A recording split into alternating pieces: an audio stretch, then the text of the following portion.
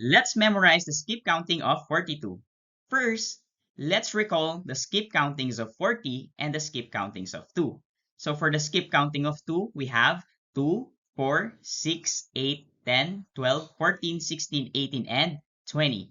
For the skip counting of 40, we have 40, 80, 120, 160, 180, 200, 240, 280, 320, 360, and 400.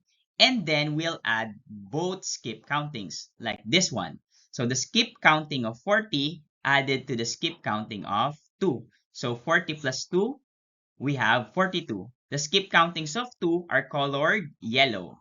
80 plus 4 is 84. 120 plus 6 is 126. 160 plus 8 is 168. 200 plus 10 is 210.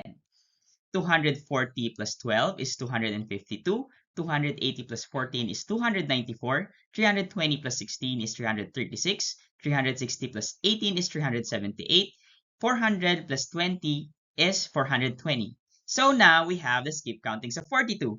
We have 42, 84, 126, 168, 210, 252, 294, 336, 378, and 420.